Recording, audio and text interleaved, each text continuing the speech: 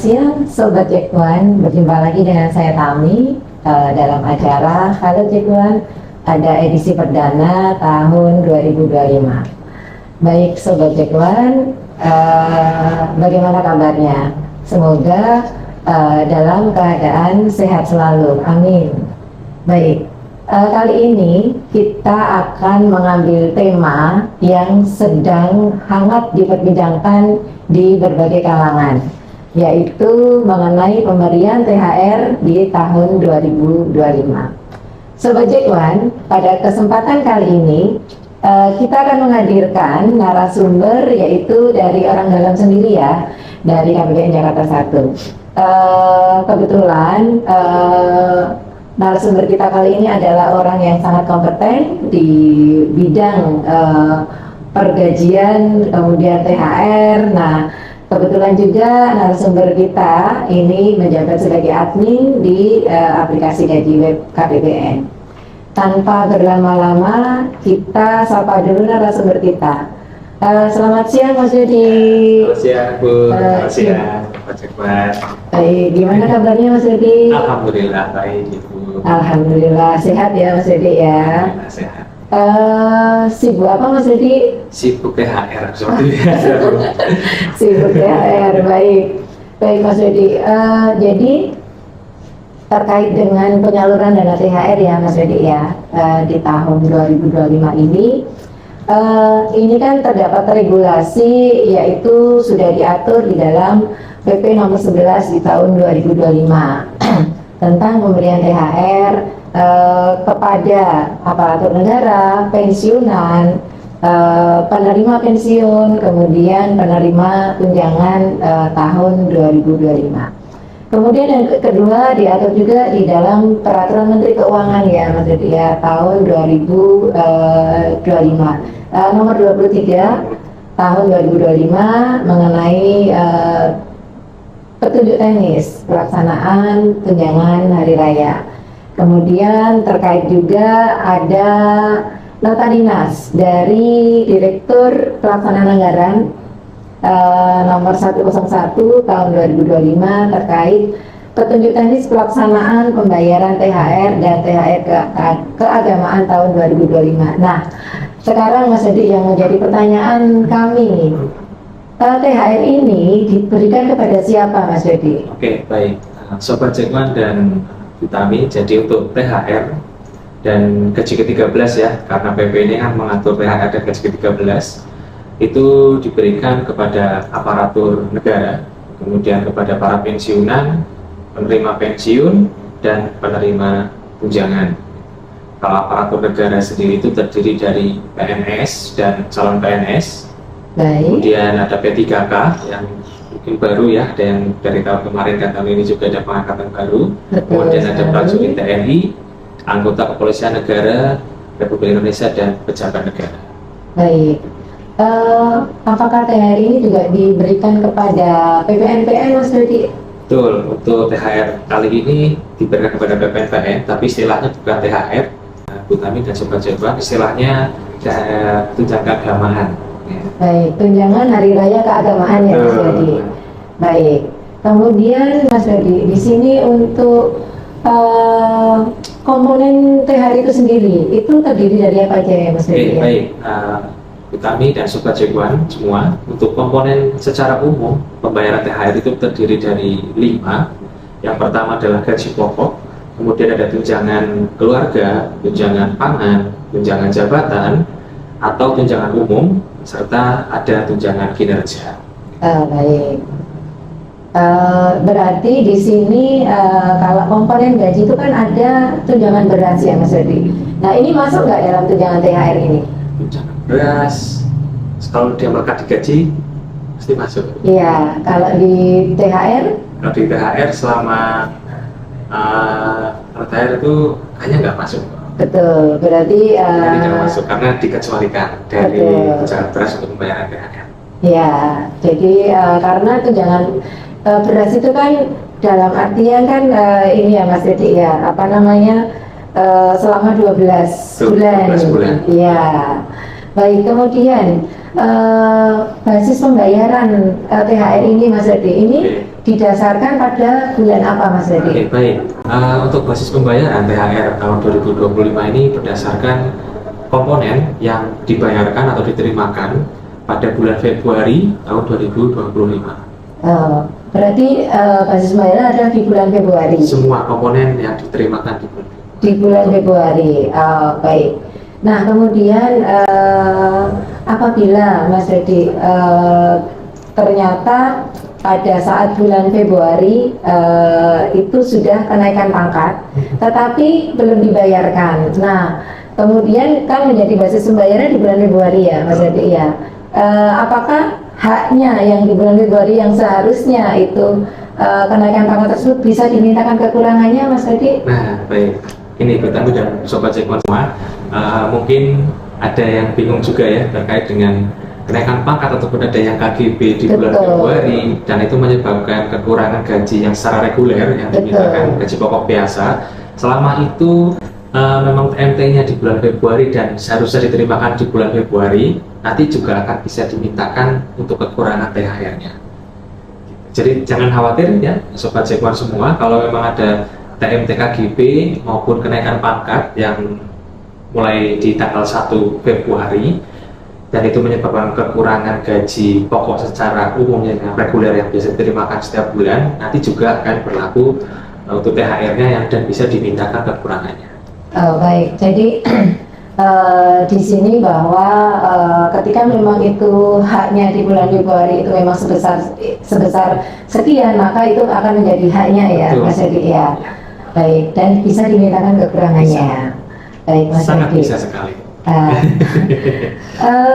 Ngomong-ngomong mengenai THR nih Mas Dedi. Jadi kalau untuk di KPPN Jakarta 1 sendiri nih Mas Dedi, kita sudah memproses THR itu sudah berapa persen ya Mas Dedi? Alhamdulillah Bu Tami sampai dengan hari ini Sobat Cekwan, hari Senin tanggal 24 Maret ya 2025 kita sudah 100% membayarkan penghasilan THR kepada para penerima.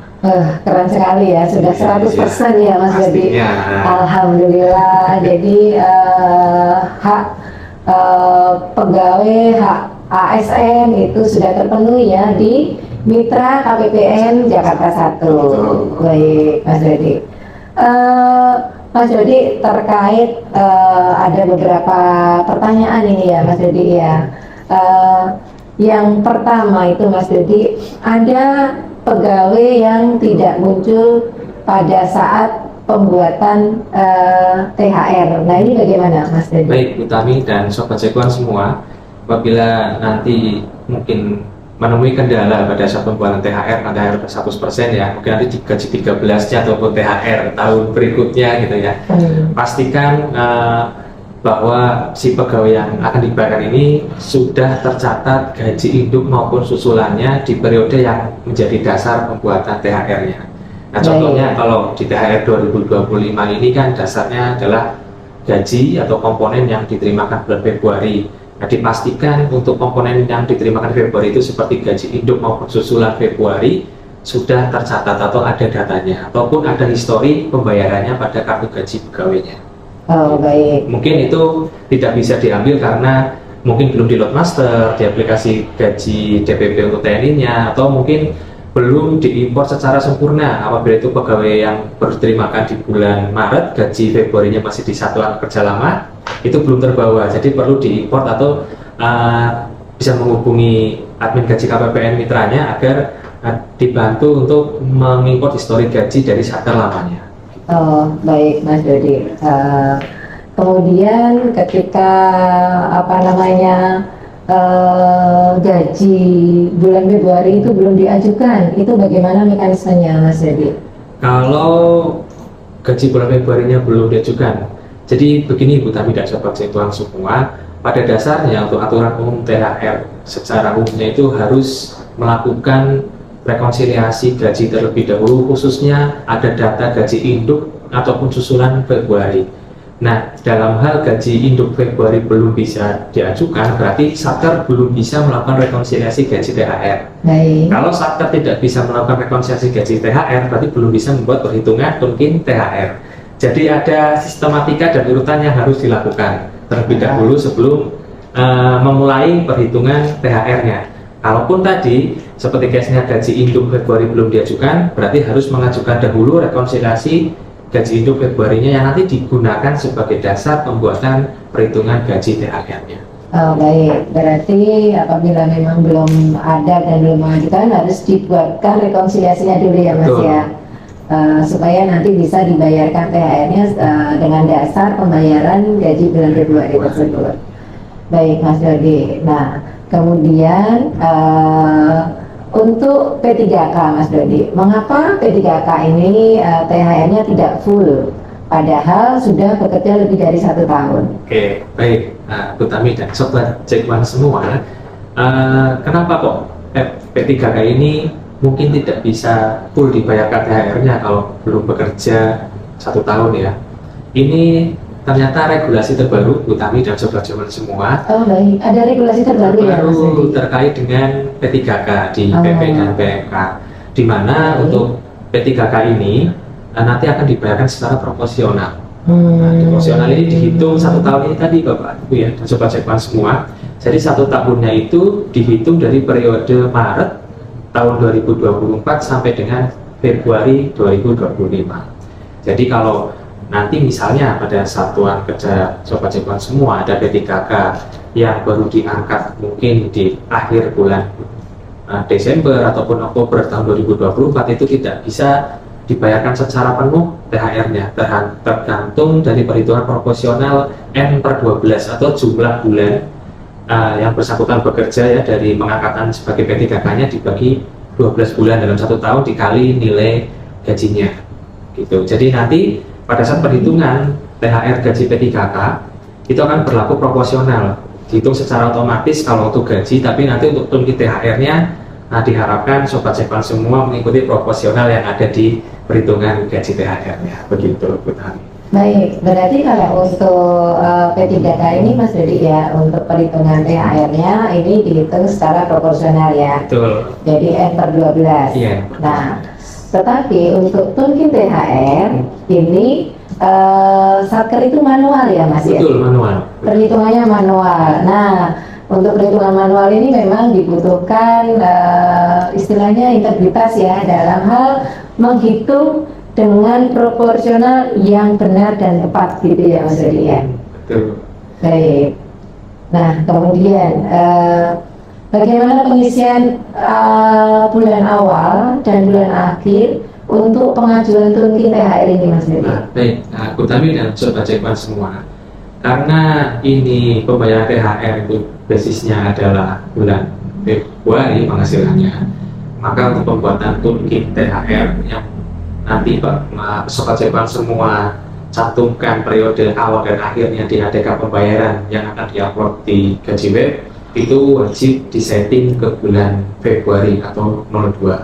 Tapi ini sudah di lock ya di aplikasi gaji web Sobat Cekwan semua, jadi tidak mungkin bisa mengeset selain bulan Februari atau 02. Jadi wajib untuk disetting di ADK pembayaran pada saat pembuatan tungki THR, nanti disetting di bulan 02 atau Februari. Baik, berarti wajib disetting di bulannya 02 ya Mas Dodi ya. Nah kemudian Mas Dodi, banyak nih pertanyaan juga dari Satker nih, kok pajak THR untuk P3K ataupun PPNBM kok kecil ya? Nah ini biasanya penyebabnya kenapa ya Mas? Oke, baik, Bu Tami dan Sobat Cekwan semua, ini pertanyaan sering diajukan lewat WhatsApp ya. Betul, Japri ke saya, Mas kok ini pajaknya besar banget untuk yang ASN, ini kenapa kok P3K untuk THR ini pajaknya kecil, bahkan nol, ada yang nol iya. gitu ya, untuk PPNBM pun nol juga, ada tunjangan pajaknya juga, ini kenapa ya gitu. Baik, jadi begini Sobat Cekwan ya, kita lihat dulu untuk yang ASN, di mana saya ini kalau biasanya di Satker Sobat Cekwan semua yang mitra Jakarta 1 itu ada KL dan TNI atau ASN dan pegawai TNI, itu pajaknya ditanggung ya, Polri juga ditanggung. Nah, jadi mau seberapapun besarnya potongan pajaknya itu pasti akan ditanggung oleh negara, dan prinsipnya untuk THR dan 13 nanti itu juga ditanggung oleh negara untuk PPh pasal 21-nya.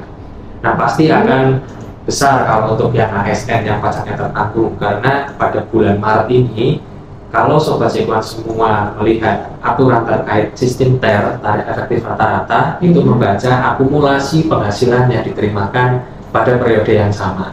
Semakin besar, semakin banyak penghasilan yang diterimakan di periode yang sama, juga akan berpengaruh ke potongan persentase pajak yang akan dipotong, juga akan semakin besar. Jadi kalau dilihat rekan-rekan ASN ya, di bulan Maret ini menerima 4 penghasilan. Yang pertama gaji Maret itu sendiri, kemudian tunking bulan Februari yang dibayarkan di Maret, gaji THR yang diterimakan di Maret, dan tunking THR yang dibayarkan di Maret. Jadi ada 4 penghasilan atau komponen ya yang diterimakan di Maret, sehingga persentase pajak PPh-nya akan semakin besar karena implementasi dari tarif TER ini.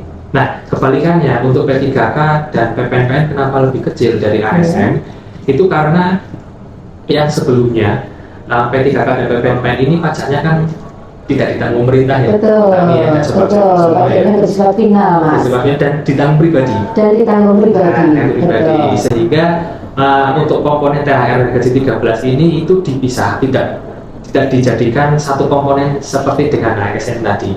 Karena ada 2 komponen ini, maka untuk THR dan gaji 13 nanti itu pajaknya akan kecil. Jika tidak dimasukkan ke dalam komponen perhitungan THR tadi, dipisah. Baik. Jadi karena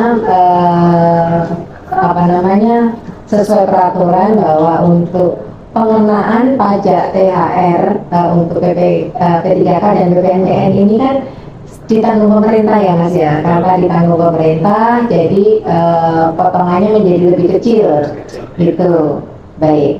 Kemudian untuk pegawai Pemda nih Mas, jadi bagaimana jika ada pegawai pindahan Pemda yang gaji Februarinya masih dibayar di Pemda sehingga tidak ada historinya di gaji web Mas? Baik Utami dan Sobat Cekuan semua, ini sepertinya nyambung pertanyaan sebelumnya ya. Kenapa kalau misalnya gaji Februari itu di periode Februari itu belum ada histori gajinya. Mungkin salah satu penyebabnya adalah seperti ini, Utami dan Sobat Cekuan semua. Ternyata ada pegawai dari Pemda maupun Pemprov yang melimpah ke KL ya, di mana gaji Februarinya itu masih dibayarkan di Pemda ataupun di Pemprovnya, sehingga di KL tidak ada histori pembayaran gaji bulan Februarinya. Ini bagaimana untuk perhitungan THR-nya? Jadi jangan khawatir Sobat Cekuan semua, untuk pegawai yang melimpah dari Pemda ke KL itu masih tetap bisa kita buatkan THR-nya, Utami, tapi dengan sedikit import tentunya dari Satker ya. Importnya apa? Untuk membuat perhitungan gaji dummy Februari dahulu, yang dimana nanti gaji dummy ini yang disetting di bulan Februari ini perlu dikirimkan sampai dengan berhasil rekon ke KPPN, sehingga pada saat nanti satuan kerja membuat perhitungan THR sudah ada histori gaji bulan Februarinya, dan tentunya harus disamakan ya dengan SK terakhirnya yang aktif itu SK yang mana gitu ya. Nah, kalau sudah dibuatkan gaji dummy dan berhasil rekon KPPN, silakan rekon dan membuat perhitungan gaji THR-nya. Nanti kalau sudah sampai dengan SPM dan tidak ada kendala, dimohon untuk mengajukan penghapusan atas gaji dummy Februari tersebut dan tidak untuk dilanjutkan menjadi SPM. Karena kalau dilanjutkan jadi SPM akan terjadi double bayar. Baik. Jadi di sini untuk pembuatan dummy setelah berhasil itu harus dihapus ya Mas ya, supaya ini tidak nyangkut. Kok ada kok ada pembayaran yang belum di SPM kan istilahnya, dibuat SPM saja. Nah ini kan nanti akan terjadi double bayar. Baik. Mas Dodi, ini satu lagi ya Mas Dodi, terkait pensiun Mas Dodi. Jadi untuk yang pembayaran THR pensiun, misalnya ini TMT-nya 1 Februari, nah kemudian itu sudah dibuatkan SKPT. Nah, apakah itu bisa dibayarkan THR-nya Mas Dodi? Oh bisa kok. Bisa sekali. Bagaimana caranya Mas? Baik. Untuk pegawai pensiun ya, Utami ya, dan Sobat Cekuan semua. Jadi sebelum kita membahas teknis, kita lihat dulu latar belakang atau asal muasalnya nih. Jadi kalau kita melihat pegawai pensiun itu diatur di PMK, di Juknis, kita lihat dulu TMT pensiunnya. Ya. Yang pertama, apabila TMT pensiun 1 Februari 2025 dan yang kedua adalah TMT pensiun 1 Maret 2025. Nah, untuk tes yang pertama, yang pensiun TMT 1 Februari. Nah, pastinya untuk gaji itu sudah dibayarkan di Taspen maupun di Asabri. Nah, betul Ya. Sedangkan pegawai yang bersangkutan ternyata masih menerima tungki di bulan Februari atas kinerja yang bersangkutan di Januari. Nah, tentunya untuk pegawai ini masih berhak dibayarkan THR tapi tungkinya saja. Oh, baik. Nah, sedangkan untuk THR gajinya ada yang dibayarkan oleh Taspen maupun Asabri. Nah, kemudian case yang kedua, apabila TMT pensiunnya di bulan Maret atau TMT 1 Maret 2025, tentunya pegawai yang bersangkutan ini masih dibayarkan gaji dan tungkinya full ya. Nah, karena TMT-nya Maret kan baru di cut off Maret, gitu. Februari masih menerima gaji dan tungki dari satker berkenaan, sehingga untuk THR gaji dan tungkinya masih diajukan oleh satuan kerja berkenaan. Dan menyambung yang tadi, Utami yang pensiun tanggal 1 Februari, nah tentunya sudah terbit SKPP barangkali, gitu ya. Nah, gimana ada terbit SKPP? Sebenarnya ada dua opsi yang bisa diambil oleh KPPN. Yang pertama adalah pembatalan SKPP, reaktivasi supplier, kemudian rekon dan nanti perbaikan SKPP baru. Opsi yang kedua adalah reaktivasi pegawai sementara pada aplikasi gaji web KPPN yang nantinya satker bisa melakukan rekon tanpa harus membatalkan SKPP. Dan untuk Jakarta 1 ini memilih opsi yang kedua, Utami, hanya mereaktivasi pegawai sementara di aplikasi gaji KPPN. Nanti satker bisa melakukan rekonsiliasi gaji THR-nya. Setelah itu baru dinonaktifkan lagi tanpa harus membatalkan SKPP-nya. Ya. Karena ini perlu reaktivasi, jadi KPPN perlu tahu datanya, ada tautan khusus yang nanti khusus mitra Jakarta 1 aja yang diberikan link tersebut ya untuk diisi agar admin KPPN tahu pegawai dan satker mana yang perlu diaktifkan dan nanti perlu dinonaktifkan kembali setelah pengajuan SPM THR itu selesai. Gitu. Dan tentunya karena sudah terbit SKPP ini, pastinya kan data supplier di SEPAN sudah dinonaktifkan ya. Betul. Dan pembayaran ini nantinya dilakukan melalui bendahara pengeluaran. Baik. Gitu. Jadi pembayaran ditujukan ke bendahara.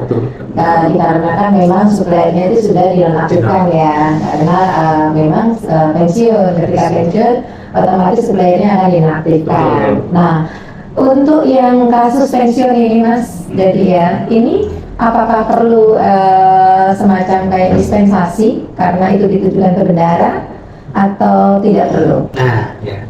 Mungkin Sobat Jagoan perlu refreshment lagi ya terkait dulu pada saat sosialisasi SKPP maupun pembayaran CHT, percepatan pembayaran CHT ya di Taspen maupun di Asabri sesuai nota dinas dari Dirjen Perbendaharaan nomor 1 kalau tidak salah.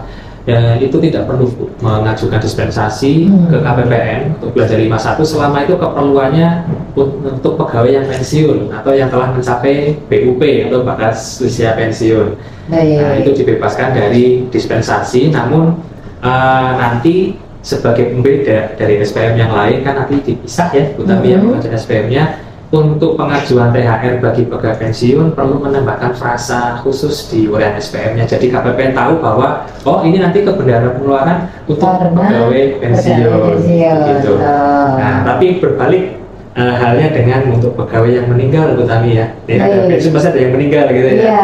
Kalau yang meninggal karena itu tidak diatur dia dalam ND, hanya diatur untuk yang pegawai pensiun. Apabila nanti ada pembayaran THR untuk yang pegawai yang meninggal yang ditujukan ke bendahara pengeluaran itu wajib memintakan dispensasi terlebih dahulu ke KPPN.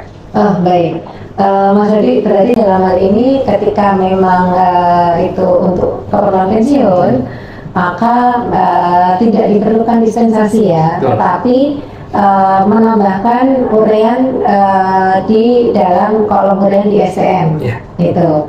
Nah, kemudian untuk yang pegawai meninggal, ini wajib mengajukan dispensasi karena ditujukan ke rekening bendahara pengeluaran. Baik Mas Dodi, tidak terasa ya untuk sharing ilmu tentang pemberian THR ini ternyata sudah ini Mas Dodi sudah banyak sekali tadi yang disampaikan Mas Dodi mengenai komponennya, mengenai kendala-kendalanya, kemudian dan capaian THR di KPPN Jakarta 1. Terima kasih banyak Mas Dodi atas sharing ilmunya. Semoga bermanfaat bagi Sobat Cekuan semua. Baik Sobat Cekuan, tanpa terasa untuk podcast THR ini sudah selesai Sobat Cekuan. Terima kasih banyak. Semoga sharing mengenai pemberian THR ini, penyaluran dana THR ini bisa bermanfaat bagi Sobat Cekuan semua. Terima kasih Sobat Cekuan. Kami akhiri. Wassalamualaikum warahmatullahi wabarakatuh. Terima kasih banyak Mas Dodi atas ilmunya. Terima kasih.